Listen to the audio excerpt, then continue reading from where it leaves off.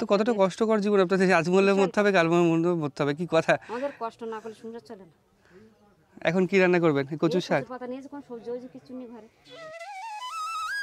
সুন্দরবনের প্রাকৃতিক পরিবেশ যতটা সুন্দর, এইখানে বসবাসকারী মানুষগুলোর জীবন ততটাই কষ্টের। আজকের এই ভিডিওর মধ্যে দিয়ে আমি পৌঁছে গেছি এক সুন্দরবনের একদম শেষ দ্বীপে। এই দ্বীপের পরেই মরিচঝাপির জঙ্গল। আজ থেকে প্রায় 46 বছর আগে পশ্চিমবঙ্গে ঘটে যাওয়া মরিচঝাপি গণহত্যা এখনও পর্যন্ত একটি বিতর্কিত বিষয়। আর এই যে গণহত্যা হয়েছিল, এটা কি সত্যি? হ্যাঁ, গণহত্যা হয়েছিল, তাও কতজনকে প্রায় মারা হয়েছিল? এখানে তো লোকাল তো একজন মারা গেল, মেনি মুন্ডা বলে। আচ্ছা, আর জলের স্রোতে ঘরের অবস্থাগুলো কেমন, পুরো ভেঙে গেছে ঘরের অবস্থা। ঘরের ওপরে খড় দেওয়া রয়েছে, খড়ের চালও পুরো ভেঙে গেছে। আজকে এই ভিডিওর মধ্যে দিয়ে আপনারা দেখবেন সুন্দরবনের সেই রক্তাক্ত দ্বীপের কাহিনী এবং বর্তমানে সেই অঞ্চলের মানুষগুলোর জীবনযাত্রার সংক্ষিপ্ত পরিচয়।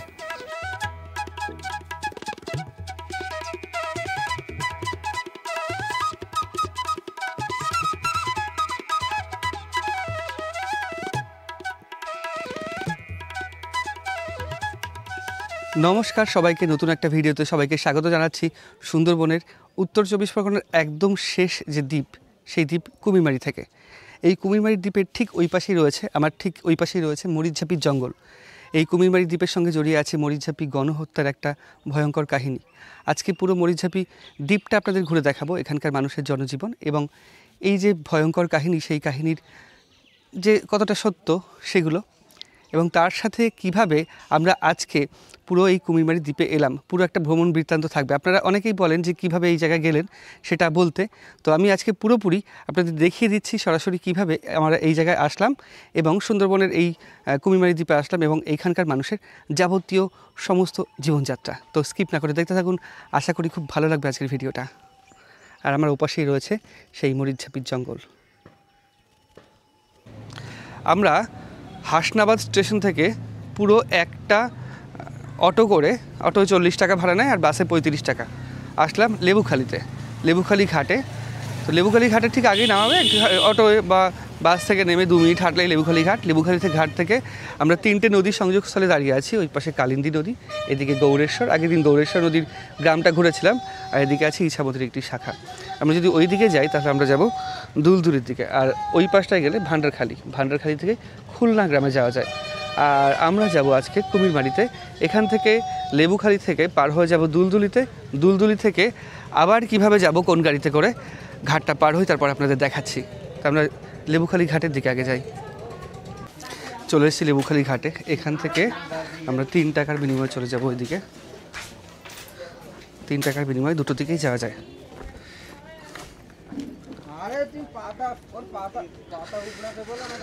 আমাদের ওই দিক থেকে নৌকা আসবে, এসে এখানে থেমে আবার এদিকে যাবে।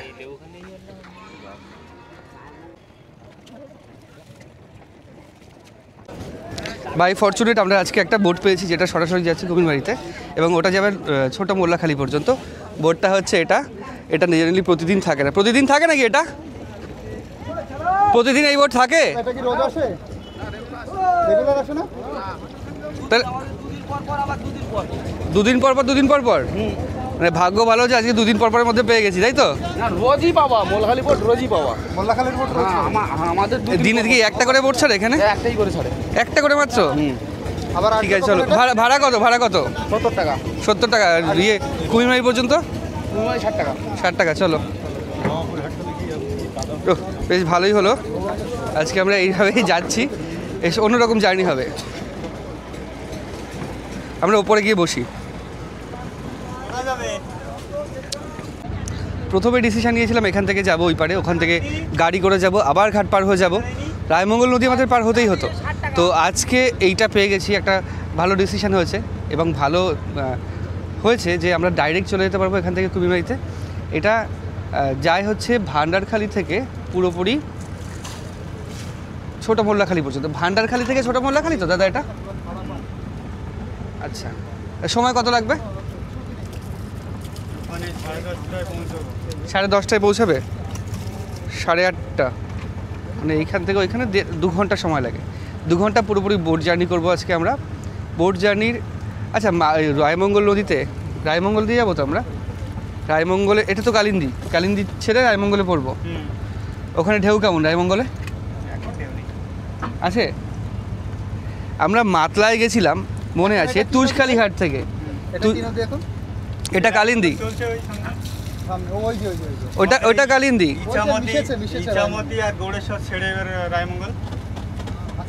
আচ্ছা আচ্ছা, ওইটাই রায়মঙ্গল।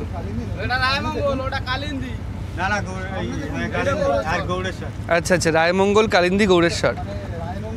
আচ্ছা আচ্ছা আচ্ছা। আর যেটা বলছি তোমায়, গত মোটামুটি 1 বছর মতো আগে তুষখালি ঘাট থেকে এসেছিলাম পুরোপুরি কুমিরমারিতে, বিশাল ঢেউ ছিল। ওটা মাতলা নদী ছিল। মাতলার মতো ঢেউ হবে না তো?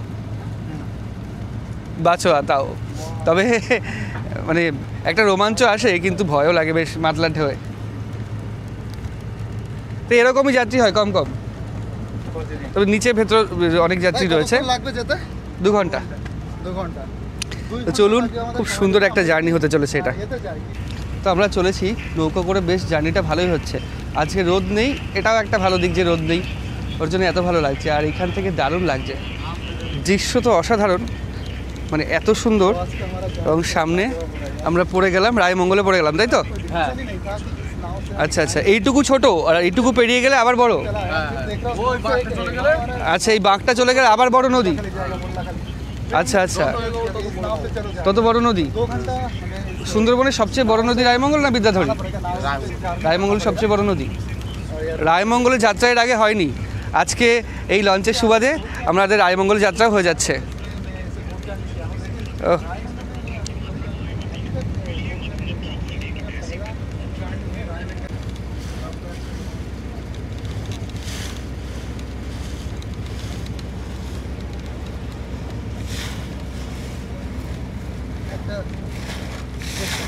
ভালো শট নিয়ে আছে।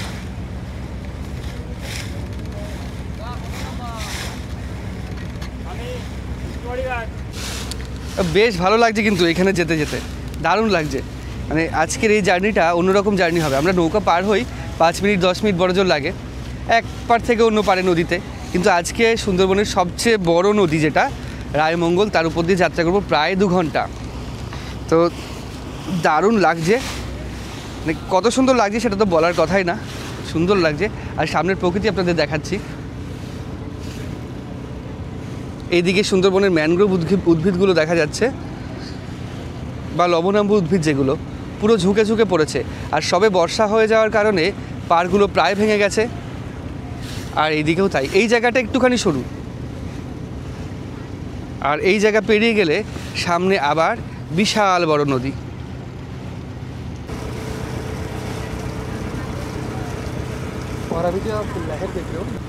তো আমরা এভাবেই চলেছি মোটামুটি 2 ঘন্টা যাত্রা, মানে কম কথা না। 2 ঘন্টা কীভাবে সময় কাটাবো এর মধ্যে সেটাও একটা ব্যাপার, কিন্তু প্রকৃতি দেখতে দেখতে আপনার সময় কীভাবে কেটে যাবে আপনি নিজেও বুঝতে পারবেন না। দারুণ সুন্দর প্রকৃতি।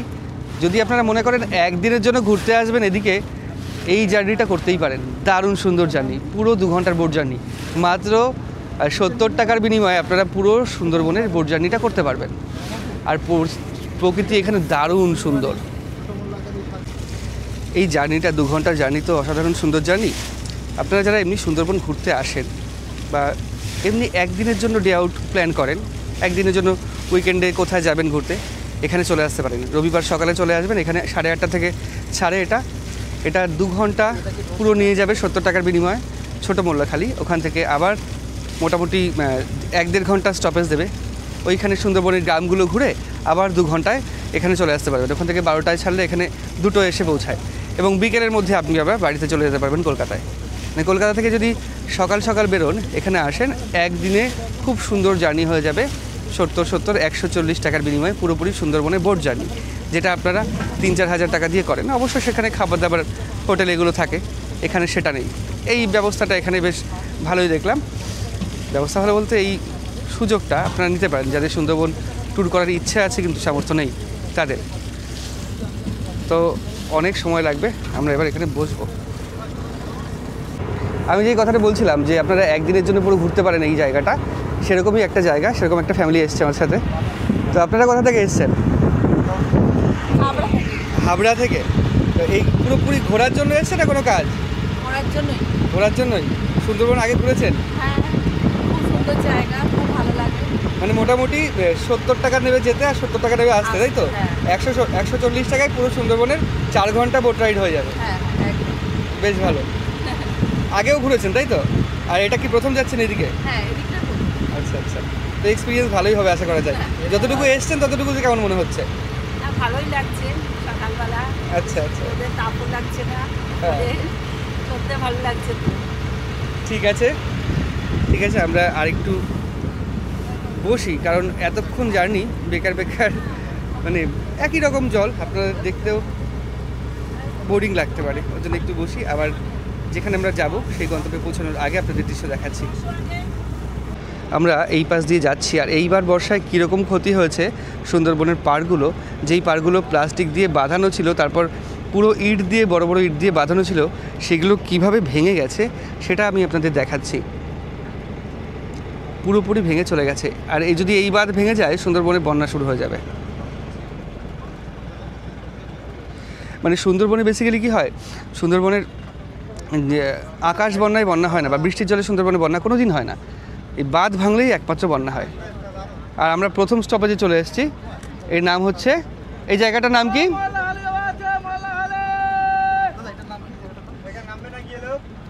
এই জায়গাটার নাম কি? রমাপুর। আচ্ছা আচ্ছা, আমরা চলে এসেছি রমাপুর।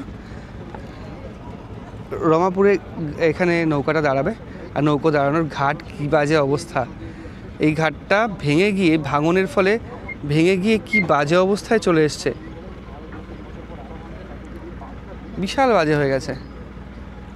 আমি আপনাদের সামনে গিয়ে দেখাচ্ছি কতটা বাজে বা কতটা ঝুঁকিপূর্ণ অবস্থায় এনারা জীবনযাপন চালান।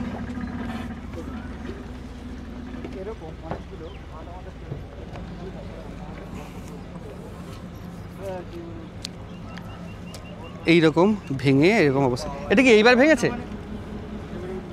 এইবার ভেঙে গেছে, এরকম কি বাজে অবস্থা। পিছল খেলে মুশকিল হয়ে যাবে। এইরকমই জীবনযাত্রা এখানকার মানুষের, সুন্দরবনের মানুষের। আমি এতক্ষণ বলছিলাম সুন্দরবনে এসে কত সুন্দর প্রকৃতি আপনারা দেখতে পারবেন, কিন্তু প্রকৃতির মাঝে মাঝে যেই মানুষগুলো এখানে বসবাস করেন বা স্থায়ীভাবে থাকেন, তাদের জীবনযাত্রা কতটা কঠিন এবং কতটা ঝুঁকিপূর্ণ সেটা এই দৃশ্যের মধ্যে দিয়েই আপনারা বুঝতে পারছেন। তো আমাদের যেতে হবে আরও প্রায় 1.5 ঘন্টা মতো। তো আমরা এখন এসে পৌঁছেছি হরিতলা ঘাটে, আর হরিতলা ঘাটের অবস্থাও এরকম, পুরোপুরি বৃষ্টির জলের এরকমভাবে ভেঙে গেছে, পাড় ভেঙে এরকম অবস্থা। এ তো ভাঙছে, বুঝলে, যে পরিমাণ ভাঙছে আস্তে আস্তে তো এই সব ভেঙে যাবে। কত দূর ছিল এদিকে? অনেকটা বলতে এই ও আচ্ছা, টান পড়ছে বলতে যেখানে ওই জলটা উতলে উঠছে ওই জায়গাটা, ওই পর্যন্ত ছিল, এতটা ভেঙে গেছে, কি বাজে অবস্থা। সুন্দরবনের প্রায় সব জায়গায় এরকম ভাঙন লক্ষ্য করা যায়, প্রতি বছরই ভাঙতে আছে, আর দ্বীপের আয়তন ছোট হতে যাচ্ছে। এটা হচ্ছে হরিতলা, এখানে অনেকে নামছে। আর সুন্দরবনের ব্যাপারটা কী হয়, আমি এটা আগেও বলেছি, যেমন কলকাতায় লোকাল বাস চলাচল করে বা বিভিন্ন শহর অঞ্চলে একটা জায়গা থেকে ছেড়ে বিভিন্ন জায়গায় স্টপেজ দিয়ে লোক নামাতে ওঠাতে এম করতে করতে যায়, সুন্দরবনে হচ্ছে পুরোটাই জলপথ, আর নৌকা হচ্ছে লোকাল বাসের কাজটা করে। এগুলো লোকাল নৌকা একটা জায়গা থেকে ছেড়ে এরকম অনেক ঘাটে লোক ওঠায়, নামায়, আবার শেষে গন্তব্যে গিয়ে পৌঁছায়। এটা হচ্ছে সুন্দরবনের যাতায়াতের একটা বিশেষ বৈশিষ্ট্য। তো এই ঘাট থেকে আবার বেরিয়ে যাচ্ছি এখন আমরা, আরও এখন আমাদের বাকি প্রায় 1 ঘন্টা পথ।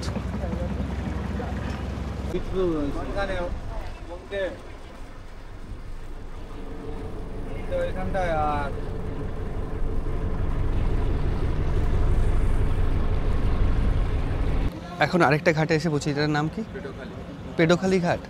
তো পেডোখালি ঘাট এসে পৌঁছেছি, এবং এই ঘাটে এখন ভাটা, ওর জন্যে ওই নৌকোটা দেখুন, নৌকোটার নিচে যে প্রপেলারটা রয়েছে ওটা পুরো নিচে ঢুকে গেছে, আর এখানে খালি পায়ে উঠছে, পুরোপুরি এখানে কাদায় ভর্তি। আর এখন জোয়ার আসেনি, জোয়ার আসলে এতটা জল উঠে যাবে এবং নৌকোগুলো আবার ফ্রি হয়ে যাবে বা নদীতে চড়তে পারবে। আর এখানে এই অবস্থা, ওর জন্যে নৌকোয় জল তুলে রেখে দিয়েছে বালতিতে করে, যাতে করে কাদা পায়ে উঠে পাটা ধুয়ে তারপরে নৌকার ভেতরে প্রবেশ করতে পারে। কি জীবনযাত্রা এখানে!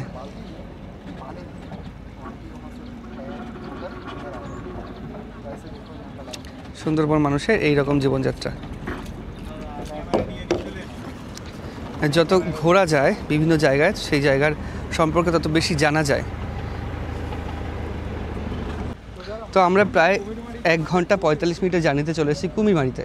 এখান থেকে ছোটো মোল্লাখালী যেতে আরও সময় লাগবে প্রায় আধ ঘন্টা বা 30 মিনিট মতো। আর এখানে প্রচুর নৌকো রয়েছে, এদিকে কুমিরমারি আর এদিকে পুইজালির ভিডিও করা আছে, আপনারা হয়তো দেখেছেন। আর কুমিরমারির ভিডিও আগে এসেছিলাম, কুমিরমারিতে 1 বছর আগে এসেছিলাম, আবার ঠিক 1 বছর পরে আসছি। তো এখন নামতে হবে, নাহলে নৌকার আবার ছেড়ে চলে যাবে।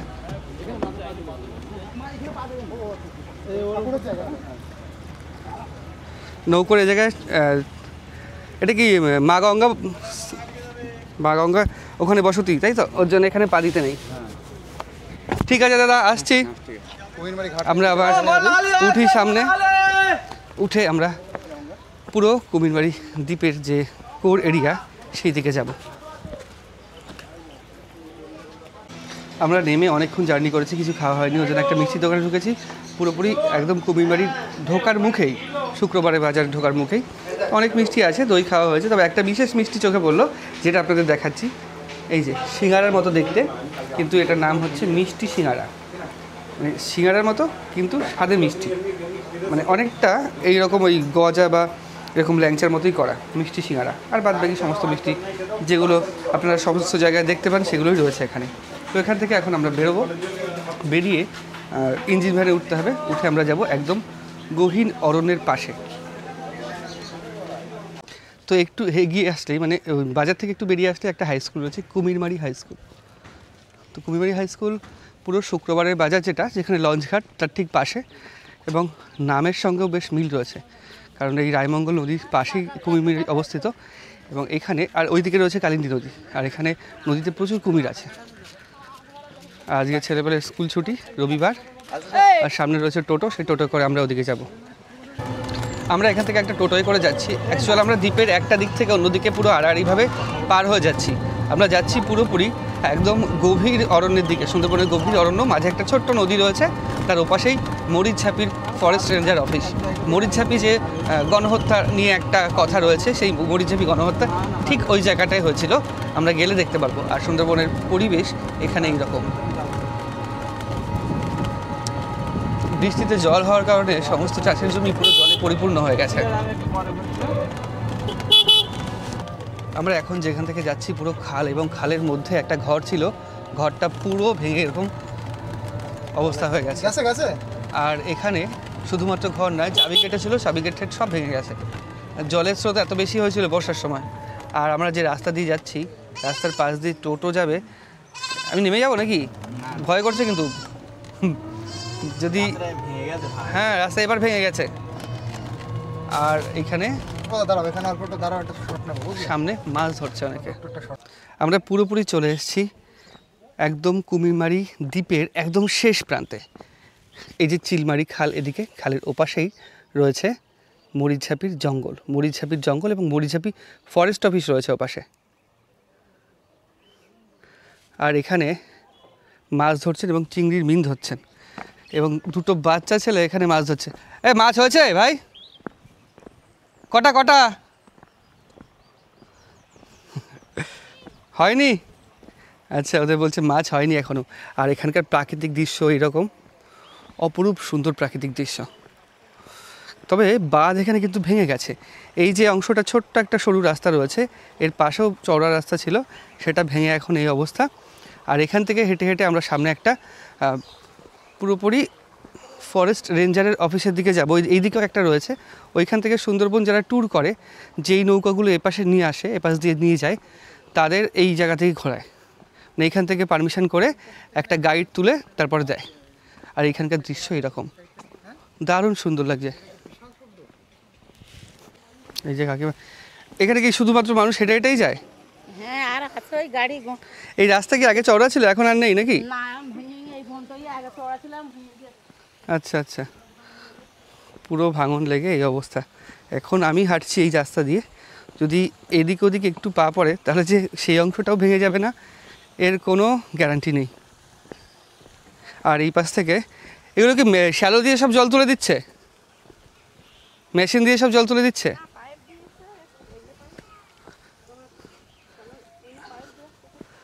আচ্ছা, এমনি পাইপেই হয়ে যাচ্ছে না মেশিন দিয়েছে? না এমনি পাইপে হয়ে যাচ্ছে। এমনি পাইপে হয়ে যাচ্ছে।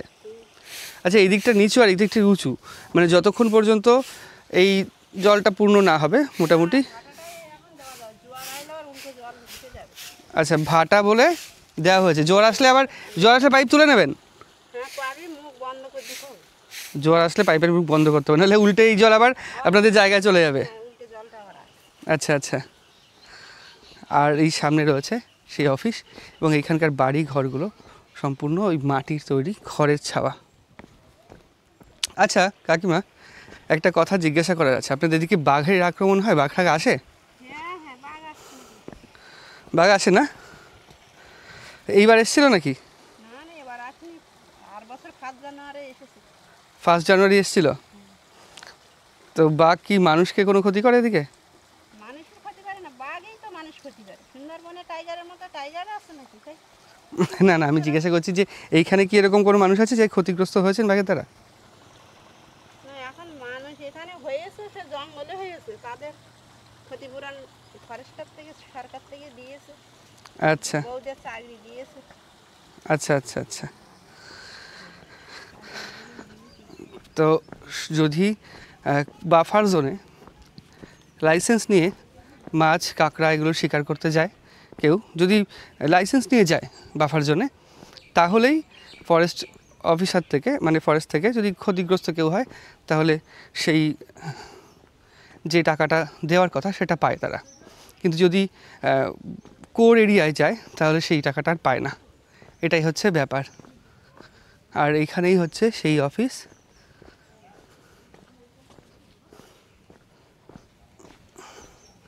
প্রায় অফিসের সামনে আমরা চলে এসেছি। আর এটা একটা ঘাট, তবে ঘাটটা প্রায় ভেঙে গেছে, মাঝখান থেকে পুরো ভেঙে গেছে ঘাট। এই কাকিমা কিছু ফল তুলছে, এগুলো হচ্ছে গরান ফল।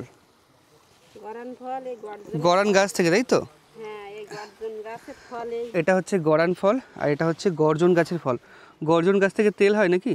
না না তেল হয় না, গর্জনের ফলেই তো গাছ লাগাচ্ছে, এই ফল ফুটে রেখেছে, বাচ্চারা দিয়ে দেয়।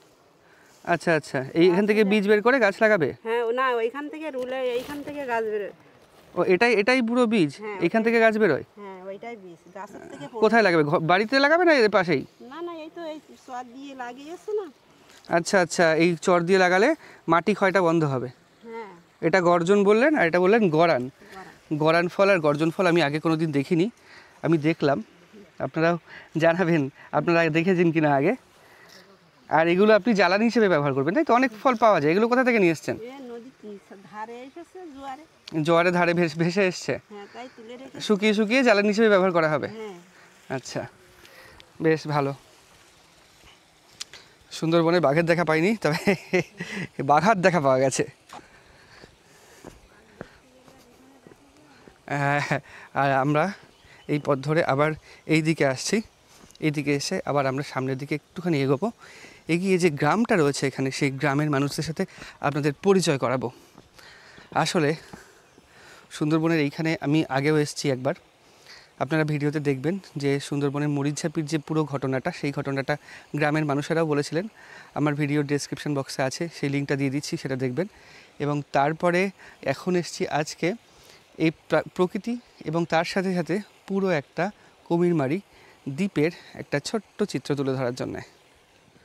তো খুব সুন্দর পরিবেশ এখানে, তবে ভয়াবহ ভাঙন যেটা সুন্দরবনের প্রত্যেক কোণায় ছড়িয়ে রয়েছে, সে গঙ্গাসাগর থেকে শুরু করে একদম সুন্দরবনের উত্তর 24 পরগনায় যে সুন্দরবন আছে সেগুলো, এই অবস্থা।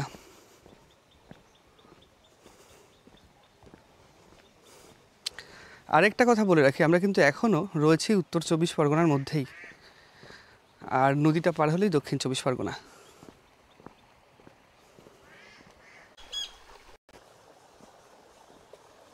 খুব সুন্দর পাখি ডাকছে এখানে।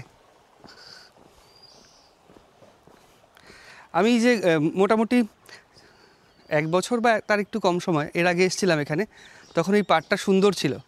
এই পাড়টা একদম সুন্দর মসৃণ এরকম পাড় ছিল, এখানে সবাই বসে বসে হাওয়া খাচ্ছিল। কিন্তু এই বছর এসে দেখছি পুরোপুরি সব ভেঙে গেছে, আর ভেঙে পুরো উল্টোপাল্টা হয়ে ছড়িয়ে রয়েছে এখানে। আর এখানে একটা নৌকা রয়েছে, সেই নৌকাটাও পুরো ভাঙা। এক একটা নৌকো তৈরি করতে প্রায় 1 লাখ টাকার উপরে লাগে, 1 লাখ 1.5 লাখ এরকম নৌকো, এই নৌকো তৈরি করতে লাগে। আর বড় যে নৌকোগুলো রয়েছে সেগুলো তো 5-6 লাখ টাকা তৈরি করতে লাগে। আর তার এই অবস্থা এখন। জলের স্রোতে এখন ভাটা বলে জলটা নিচে আছে, জোয়ার হলে ওপরে উঠে আছে। আর জলের স্রোতে ঘরের অবস্থাগুলো কেমন, পুরো ভেঙে গেছে ঘরের অবস্থা। ঘরের ওপরে খড় দেওয়া রয়েছে, খড়ের চালও পুরো ভেঙে গেছে। আর নিচে মাটি, এইগুলো সিমেন্টের, চারিদিকে যে ঠেকনাগুলো রয়েছে বাদ বাকি মাটির দেওয়াল ঠাওয়াল পুরো ভেঙে এই অবস্থায় এখন দাঁড়িয়েছে। কি বাজে অবস্থায় এইখানকার মানুষরা বসবাস করেন। আর এইখান থেকে দেখা যাচ্ছে সামনে কুরানখালী নদী, আর কুরানখালী নদীর ওপাশেই সেই ভয়ঙ্কর গণহত্যার যেই দ্বীপ, সেই দ্বীপ মরিচঝাপি। মরিচঝাপি যে গণহত্যা রয়েছে এই নিয়ে আগেও ভিডিও করা হয়েছে, তবুও আরেকটু বলে রাখি। এইটা হয়েছিল 1979 খ্রিস্টাব্দে। 1979 খ্রিস্টাব্দে এটা হয়েছিল দেশভাগের সময়। 1971 দেশভাগের সময় কী হয়েছিল, তখন বাংলাদেশ থেকে প্রচুর নিম্নবর্গীয় হিন্দু শরণার্থী তারা ভারতে প্রবেশ করে। তারা প্রবেশ করে পশ্চিমবঙ্গের বিভিন্ন জায়গায় বসতি স্থাপন করেন। কিন্তু এত জনসংখ্যা হয়ে গেছিল, বাধ্য হয়ে তখন কেন্দ্র সরকার তাদের দণ্ডকারণ্যে স্থানান্তরিত করেন। দণ্ডকারণ্য হচ্ছে বিহার, উড়িষ্যা, ছত্তিশগড়, বিহার, উত্তরপ্রদেশ আর ছত্তিশগড়, এই 3টে জায়গার কিছু অংশ তখন ছিল দণ্ডকারণ্য। এবার তারা ছিল বাংলাদেশের মানুষ, তারা ছিলেন বাংলাদেশের মানুষ। কিছু মানুষকে আন্দামানেও স্থানান্তরিত করা হয়। এখন যারা আন্দামানে একটা বিশেষ চ্যানেল রয়েছে, তাদের ফিশিং ব্লগ দেখি, তখন তাদের যে ভাষা, সেই ভাষা শুনলে মনে হয় তারাও একই রকমভাবে এইভাবে ওখানে গেছেন। তো এইখানে যাদের স্থানান্তরিত করা হয় তারা ওইখানকার জলবায়ু, আবহাওয়া পুরো বিপরীত হয়ে গেছিলো, এখানে আসতে পারছিল না। তো তখন তৎকালীন পশ্চিমবঙ্গের বিরোধী দল ছিল আগে, পরবর্তী ক্ষমতায় এসেছিল বামফ্রন্ট সরকার, প্রতিশ্রুতি দিয়েছিল তারা যদি ক্ষমতায় আসে তাদের এবার এখানে ফিরিয়ে আনবে। এবার ক্ষমতায় আসার পর ফিরিয়ে নিয়ে আসেনি, যথারীতি তারা একে একে এখানে আসতে শুরু করে, আর সুন্দরবনের এই অঞ্চলে বসবাস স্থাপন করতে শুরু করে। বিশেষ করে সুন্দরবনের এই দ্বীপটা বা এই মরিচঝাপি দ্বীপটাই বসতি স্থাপন করতে শুরু করে। এবার বসতি স্থাপন শুরু করলে তারা বেশ কিছু ঘটনা, যেটা গ্রামের এখানে কিছু মানুষের কাছ থেকে শুনলাম, আপনাদের শোনাবো, যে গাছ কেটে, এখান থেকে বন কেটে পরিষ্কার করে বিক্রি করে তারা জীবিকা নির্বাহ করছিলেন। কিন্তু বন যেহেতু এক সংরক্ষিত বনভূমি এটা, তাই তখন কেন্দ্র রাজ্য সরকারের প্রচেষ্টায় তাদের এখান থেকে জোর করে তুলে দেওয়া হয়, সৈন্য দিয়ে আর কি। এবার তারা তো উঠতে চায়নি, বাধ্য হয়ে তুলে দেওয়া হয়। এই নিয়ে অনেক ঘটনা রয়েছে, অনেক কাহিনী রয়েছে, এবং শেষ পর্যন্ত অনেক শরণার্থী মারা গেছিলেন। এবং এই নিয়ে বিস্তারিত ঘটনা আমার আগের ভিডিওটাই করা রয়েছে, আপনারা দেখবেন, পুরো বিস্তারিত তথ্য জানতে পারবেন। আর এখন সেই মরিচঝাপি বা সেই ব্লাড আইল্যান্ড বা রক্তাক্ত দ্বীপের সামনে আমরা দাঁড়িয়ে রয়েছি।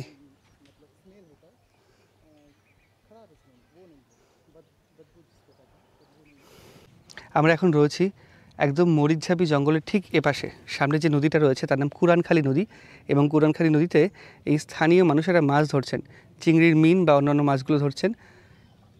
আর ওই পাশেই রয়েছে সেই কুখ্যাত বা একটা ব্লান্ডার হয়েছিল ওখানে, আমি একটু পরে বলবো সমস্ত ঘটনা, সেই মরিচঝাপির জঙ্গল। প্রচুর বাঘ রয়েছে ওখানে। আচ্ছা, মরিচঝাপির ওই দিক থেকে বাঘ এদিকে আসে? শীতকালে বাঘ আসে? আসে বর্ষার সময় মাঝে সাঝে। বর্ষার সময় আসে মাঝে সাঝে। কাউকে বাঘের ঠাকে ধরেছে এদিকে, এরকম হয়েছে? বাঘে ধরেনি, কুকুর টুকুর ধরেছে পারে এসে। কুকুর ধরেছে? ঝোপঝাড়ে বসে থাকে। ঝোপঝাড়ে বসে থাকে? রাত্রেবেলা আবার বন দপ্তরকে খবর দিলে নিয়ে যায় নাকি? চলে আসে। বর্ষা হলে এইদিকে বাঘ চলে আসে? প্রতি বছর আসে না, মাঝে সাঝে আসে। আর মরিচঝাপি, ওইটা তো মরিচঝাপি জঙ্গল। হ্যাঁ। আর মরিচঝাপি জঙ্গলে মরিচঝাপি গণহত্যা বলে একটা কাহিনী রয়েছে না, একদম অনেক আগে হয়েছিল? কোনটা? ওই কোনায় বলতে? এই যে ট্যাগটা দেখা যাচ্ছে না? হ্যাঁ হ্যাঁ হ্যাঁ, ওই ধারে ট্যাকের ওই দিকে। আচ্ছা, আপনি তো বয়স্ক মানুষ, আপনি তাহলে জানবেন এই ঘটনা। হ্যাঁ, এখানে তো আমার আচ্ছা, যদি কিছু বলেন এই ঘটনা সম্পর্কে। মরিচঝাপি? হ্যাঁ, ওই তো ওপারে শরণার্থী ছিল বাস্ত আর কি, বাংলাদেশে। আর নারকেলের চারা ছিল, বাগান ছিল, নারকেল বাগান সব কেটে তারা খাইয়ে পরিষ্কার করে গেছে। আচ্ছা আচ্ছা, মানে বাংলাদেশ থেকে এখানে এসে বসবাস স্থাপন করেছিল। আর তারপরে এখান থেকে কীভাবে তাদের আবার এখান থেকে জ্যোতিবসু সরকার তখন এসে লঞ্চ ঘাট করে ওদের বাজারঘাট বন্ধ করে দিয়ে একদম লঞ্চকে তুলে নিয়ে গেছে লঞ্চে করে তুলে নিয়ে গেছে। আচ্ছা, এরকম হাসনাবাদ থেকে ওখান থেকে গাড়ি চালান, গাড়ি চালান কোথা দিয়ে দিয়েছে? ওই দণ্ডকরণে যাওয়ার নাম করে যে যেখানে পারে নেমে গেছে, বুঝলেন? আচ্ছা আচ্ছা আচ্ছা। আর এই যে গণহত্যা হয়েছিল, এটা কি সত্যি হ্যাঁ, গণহত্যা হয়েছিল? তাও কতজনকে প্রায় মারা হয়েছিল? এখানে তো লোকাল তো একজন মারা গেল, মেনি মুন্ডা বলে, আচ্ছা, আদিবাসী মানুষ। আদিবাসী মানুষ ওই কোনাটা। আর এছাড়াও ওই ধরনের মানুষ অনেক মারা গেছে নাকি? আর ওই উদ্বাস্তুরা মারা গেছে বেশি, তাদের তো হিসেব আমরা পাইনি। আচ্ছা, আপনার যা বয়স মোটামুটি আজ থেকে 46 বছর আগেই ঘটনাটা হয়েছিল, আপনি তো দেখেছেন নিশ্চয়ই? হ্যাঁ, আমরা তো তখন পূর্ণ বয়স আমরা। আচ্ছা আচ্ছা, পূর্ণ আমার বয়স বয়স এখন তো আমার এখন বয়স তো 75 বছর। এখন 75, মানে তখন মোটামুটি আপনার 30 মতো ছিল, হ্যাঁ, 29-30, তাহলে সবই বুঝতে পেরেছেন। আচ্ছা, মানে তাদের এই ঘটনাটা সত্যি যে মরিচেবি গণহত্যা হয়েছিল, এই ঘটনাটা সত্যি, তাই তো? এটা হচ্ছে হ্যাঁ 71-72 সালে ঘটনা মনে হয়। আচ্ছা, 71-72 না, ওটা হচ্ছে 79 সাল, 79। 21 সালে বঙ্গবন্ধু মুজিবুর রহমান। হ্যাঁ, ঠিক আছে। তো যেই ঘটনাটা তখন তো কেন্দ্রে তোমার ইন্দিরা গান্ধী সরকার, আচ্ছা, কংগ্রেস সরকার। ইন্দিরা গান্ধী সরকার কেন্দ্রে ছিল, হ্যাঁ, আর এখানে ছিল এখানে ছিল বামফ্রন্ট সরকার, তখন ক্ষমতা 79 সালে ক্ষমতায় এসে গেছে। মানে এই যে হ্যাঁ, পুরোপুরি মরিচেবি গণহত্যাটা এটা হয়েছে, এটা তখন বামফ্রন্ট সরকারের। বামফ্রন্ট সরকার তখন পশ্চিমবাংলা ছিল, কেন্দ্রে কেন্দ্রীয় সরকার ইন্দিরা গান্ধী কংগ্রেস সরকার। ওরা চাপ দিল মরিচেবি জঙ্গল সুন্দরবন তো কেন্দ্রীয় সরকারের আন্ডারে, কেন্দ্রীয় সরকারের আন্ডারে, ওই জন্যই কেন্দ্রীয় সরকার চাপ দিল, লোক তুলে নিয়ে হলো।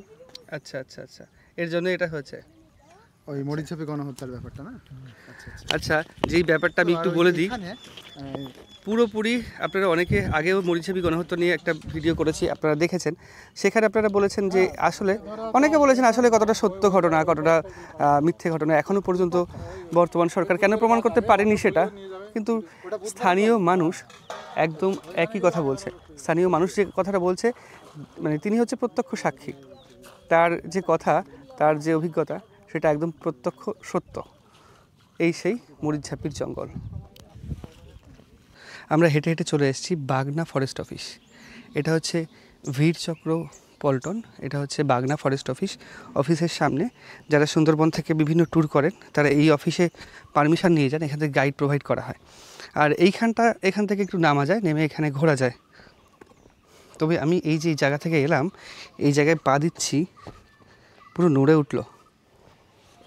আর এই জায়গাটা তো পুরো ভাঙা ফাটা, মানে এটাও বেশ ক্ষতিগ্রস্ত হয়েছে এবার বর্ষায়। তো প্রাকৃতিক সৌন্দর্য এখানে তো অপরূপ, আপনার চোখ জুড়িয়ে যাবে, এত সুন্দর এখানে প্রকৃতি। আর এখানে বোট রাখা রয়েছে, এটা বিএসএফের বোট। আর এখানে স্পিড বোট রাখা রয়েছে, নর্মদা 3, এটাও বিএসএফের স্পিড বোট। আর এখানে অনেকটা চর পড়ে রয়েছে, এখানে নেমে মোটামুটি ঘোরা যায়, এখানে পায়ে কাদা লাগে না জেনারেলি। দারুণ সুন্দর জায়গা।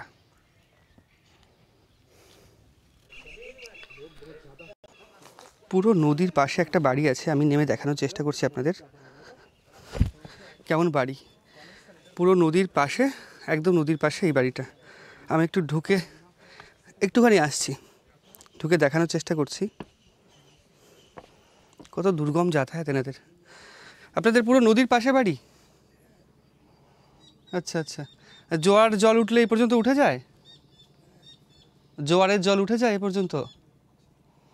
আমি ওই বয়স্ক মানুষ, শুনতে পারছি না কানে, একটু কম শোনেন হয়তো।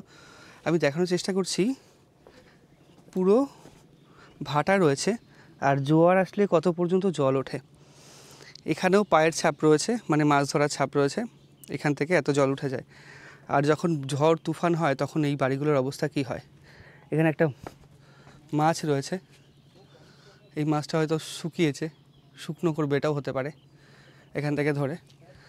আর এই রকম বাড়ির অবস্থা, এইগুলো দেখে বোঝা যাচ্ছে জলে কতটা ক্ষতিগ্রস্ত হয়েছে এখানকার বাড়িগুলো। এই রকম কঠিন জীবনযাপন কুমিরমারি দ্বীপের একদম প্রান্তীয় অঞ্চলের মানুষগুলো রয়েছে। আমি নিচে এটা দেখে মনে করছিলাম সাপ। আপনাদের বাড়ি নাকি এটা? আচ্ছা আচ্ছা, জল এখন তো ভাটা রয়েছে, জোয়ার আসলে জল এদিকে চলে আসে, উঠে যায়? বড় বড় বান আসে যখন, বড় বন্যা বরিশাল হয়, ঘূর্ণিঝড়টা হয়, তখন জল উঠে। জল উঠে যায়, তখন থাকেন কোথায়? রাস্তায় থাকি।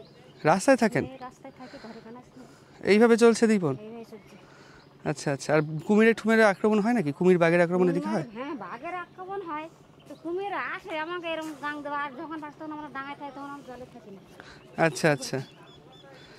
শেষ কবে এসেছিল কুমির? এই তো কালকে না পরশু দিন কালকে পরশু দিনও এসেছিল? বাপরে বাপ। কিছুদিন আগে। তা আপনাদের বাড়ির পুরো সামনে জোয়ারের সময় জল এই পর্যন্ত চলে আসে, তা কুমির টুমির আসলে ভয় করে না? আমাকে থেকে ভয় খেয়ে কি অভ্যাস হয়ে গেছে। ভয় খেয়ে খেয়ে অভ্যাস হয়ে গেছে? আমাকে দেখে দেখে আমাদের অভ্যাস হয়ে গেছে, ভয় আর আমাদের আর নেই। ভয় করে কি করবো, আজকে মরলে মরতে হয়, কাল মরলে মরতে হয়। বাহ। আই করে তো ওই গাঙের মাছ সঙ্গে মেরে আমাকে জীবনযাপন করতে হয়। আমাদের গ্রামে তো কোনো কাজ নেই। মাছ কোনো মাছ income কাঁকড়া নেই। ধরেন? হ্যাঁ মাছ কাঁকড়াই ধরি। আমার গ্রামে কোনো কাজ নেই, কলকাতাতে আর সকালবেলা দুটো ভাত কেলি না, একটা ব্যাগ হাতে করে বাউর বাড়ি কাজ করা যায়। আমাদের এখন কোনো কাজ নেই। আচ্ছা আচ্ছা। কাঁকড়া আছে নাকি, ধরেছেন? না কাঁকড়া নেই এখন। কাঁকড়া এখানে 3 দিন পরে হবে কাঁকড়া, 3 দিন পরে হবে? আচ্ছা, গৌণ অনুযায়ী হয়? গুণ অনুযায়ী। আর মাছ? মাছও অটোমেটিক সবসময় আচ্ছা আচ্ছা। ভাটিকা মরানি হয়। তো কতটা কষ্টকর জীবন আপনাদের, আজ মরলে মরতে হবে, কাল মরলে মরতে হবে, কি কথা। আমাদের কষ্ট না করলে সংসার চলে না। এখন কি রান্না করবেন? কচুর শাক? কচু পাতা নিয়েছে, কোনো সবজি ওজি কিছু নেই ঘরে। আচ্ছা আচ্ছা আচ্ছা। আপনাদের এখানে বুধবারে বাজার বসে তো? বুদ্ধর বাজার সপ্তাহে একদিনই? একদিন। ঠিক আছে, জানার বিলম্ব করাবো না। কতটা কষ্টের জীবন, মানে কতটা ফেড আপ না হলেও বলে যে আজ মরলেও মরতে হবে, কাল মরলেও মরতে হবে। কতটা মানে কোন জায়গা থেকে কথাটা বলছে আপনারা শুধু ভাবুন। আর এখানেও সেই ভাঙাচোরা বাড়ি। আজকের ভিডিওর মধ্যে দিয়ে সুন্দরবনের কুমিরমারি দ্বীপের একদম মরিচঝাপির পাশের গ্রামের ভিডিও আপনাদের সঙ্গে তুলে ধরলাম। কেমন হয়েছে ভিডিওটা অবশ্যই কমেন্ট করে জানাবেন, এবং ভালো লাগলে লাইক এবং শেয়ার করবেন। দেখা হচ্ছে পরবর্তী একটা নতুন ভিডিওতে। এখন বৃষ্টি চলে এসেছে, আমাদের কোনো শেডের নিচে আশ্রয় নিতে হবে এখন। তো দেখা হচ্ছে পরবর্তী একটা নতুন ভিডিওতে। ততদিন ভালো থাকবেন, সুস্থ থাকবেন, টাটা।